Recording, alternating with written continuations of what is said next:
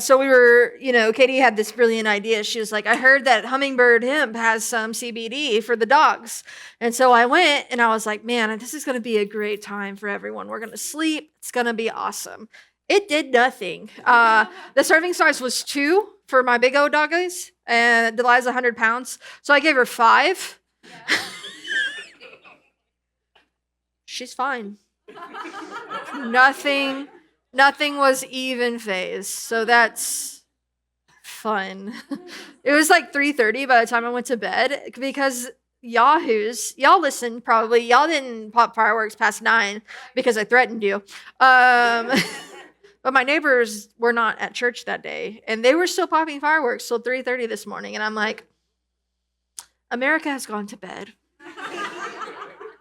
So as a history teacher, I thought we would do a whole sermon on the Declaration of Independence. Just kidding. But I really do enjoy the Declaration of Independence. It's such a cool document in that it says all men are created equal. Yep.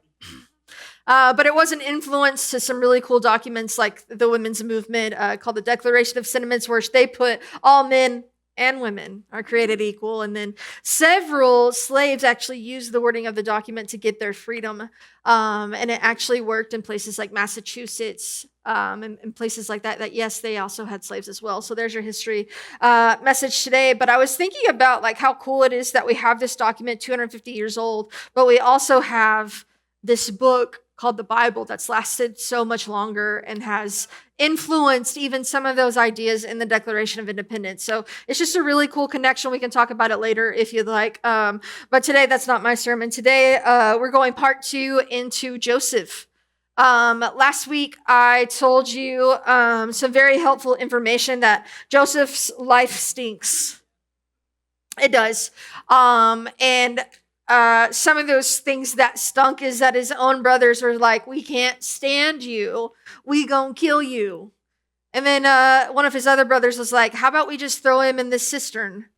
And it sounds like a good idea until that brother leaves and they're like, let's sell him into slavery. So we talked about that last week. But I also gave you the statement, Joseph's life stinks, but God is with him. And isn't that frustrating news that your life stinks and God is like still with you? Like, okay, Lord, if you're really going to be with me, let's make it good, But unfortunately, life be lifing. And do be like that sometimes. So I just want to do a really quick summarization. If you weren't here last week, I'm not going to bore you with all the details, but here's what we covered. Okay, Joseph was sold into slavery. He landed in Potiphar's house. And Potiphar saw that God was with Joseph. That looks better to me. And Joseph gets a promotion. So that's kind of where I left you off last week. We were feeling really good about Joseph's story. He finally made it. He's going to have a good life now. And all is well for like just a few minutes. Okay, so we kind of landed on this high note last week that he finally is like okay in life. And today I'm going to tell you, not so much. Okay, so he's in Potiphar's house. Potiphar gave him this promotion. Joseph is in charge of literally everything that Potiphar does, whether it's, dealing with the other slaves that Potiphar has, whether it's dealing with money, whether it's dealing with issues between people. That's kind of Joseph's job. Not any longer. Okay, and we're going to see why. We're going to be starting today in Genesis chapter 39. I love this part of this verse. Joseph was a very handsome and well-built young man. And I'm like, please, Lord. I'm just saying, all right? We're still praying. And Potiphar's wife soon began to look at him lustfully. She's very blunt, okay? She's not good at the flirting. She's just like, come and sleep with me, she demands. Which sounds like exciting and fun times as she demands. But Joseph refused. He said, look, he told her, my master trusts me with everything in his entire household. No one here has more authority than I do. He has held back nothing from me except you, because you are his wife. So Joseph's like, listen, I like what I'm doing right now. I'm in charge of a lot of things. I don't want to make a mess out of this, but also, how could I do such a wicked thing? It would be a great sin against God. So not only is he like really enjoying his life right now, kind of being in charge of things and doing things, but also he's like, actually, God would not like this, so therefore cannot. All right, so to skip all the details, I just want you to know at one point she grabbed him by his cloak and he runs away with her still holding his cloak.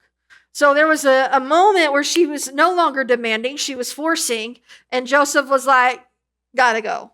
All right, so he runs away. However, when Potiphar comes home, guess what his wife tells him? I'm innocent. All right. Joseph was coming on to her. It's not my fault. He was trying to take advantage of me. Husband, I would never. All right. So, unfortunately, Potiphar believes his wife and throws Joseph into prison. So, like, when I literally say that we only have a couple of seconds of goodness, I truly meant it. Okay. Because Joseph kind of goes from a really respected person to now he's in prison. And if I was Joseph, I would just be tired. You ever have those moments where you're like, is this really my life? I think Joseph asked that like every single second of his life, because it seems like things go really great and then they go really, really awful. All right. But here's what we know. But the Lord was with Joseph in prison and showed him his faithful love. So again, kind of that idea that yes, Joseph's life seems to stink right now, but there's this ever-present God with him. So like, yes, there's going to be time in your life where life really, really stinks. Can we just admit it?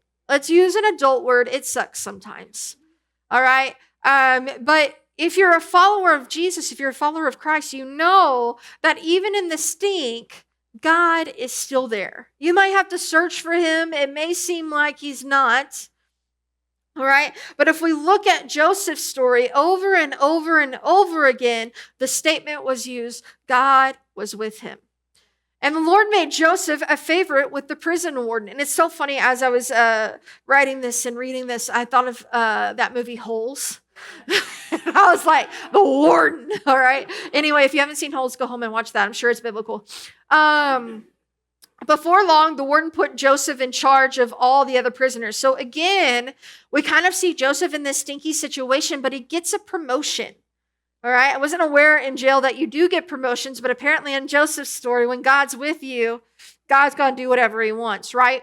And over everything that happens in the prison. So not only does he have some power, not only is he a favorite, but he's also in charge of some things.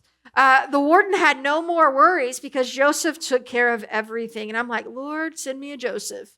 I just need someone to take care of stuff. I need a nap. All right.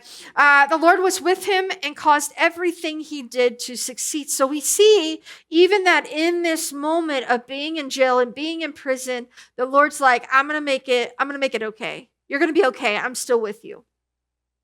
So what happens, between where we left off and this part of the story is that there's two guys that end up in prison and they both work for Pharaoh.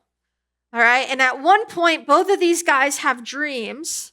And Joseph, as we talked about last week, he kind of loves dreams and has this ability to kind of interpret what's going on in dreams. So we've got these two people from the palace. Pharaoh gets angry with them, so sends them to prison. All right. Wouldn't it be great for some of us if the people that made us angry were just like, go to prison for a few minutes? Maybe not. That's not good Jesus life. But I mean, sometimes you got to be doing what you got to be doing. You know what I'm saying? And then you're like, don't make KV Pharaoh of anything. And that's fine. All right. So they have these two dreams. Joseph interprets them. And eventually Pharaoh calls those two people back to the palace. The dreams come true. And before they left prison, Joseph is like, if you could just tell Pharaoh that I'm super cool and I can do this, maybe he will help me. And they're like, yeah, bro, we got you. They did not get him. All right. When they get to back to Pharaoh's palace, to the castle, I imagine. I don't know. They just don't even tell Pharaoh a thing about Joseph. However, a few chapters later, Pharaoh has a dream. All right. And somebody in the palace is like, I know this guy in prison. I know this sounds crazy, but he can interpret dreams. So Pharaoh's like, okay, I've been having these dreams. They're weird. I'm going to go talk to him. All right. So Pharaoh says to Joseph, I had a dream last night and no one here can tell me what it means. But I have heard that when you hear a dream, you can interpret it. All right. Joseph's in prison. Okay, Pharaoh has no reason to believe that this is actually true. It's just kind of interesting that Pharaoh would be like, okay, I'll go to prison and talk to this guy. And so this is about to be Joseph's 4th of July, right? Fireworks, excitement, because Joseph can interpret dreams. But look at how Joseph responds. It is beyond my power to do this, Joseph replied, but God can tell you what it means and set you at ease. So we have this moment where Pharaoh finally sees Joseph, and we think Joseph is going to be like, absolutely, let me tell you what these dreams mean. But he doesn't. He says, it's beyond my power, but I know a guy, and it's God. He can tell you what your dreams mean. So before we go on, I just want to do a quick recap, okay? Joseph is almost killed, all right? He's saved. I put that in quotation because it's not saving, okay? He's saved by slavery.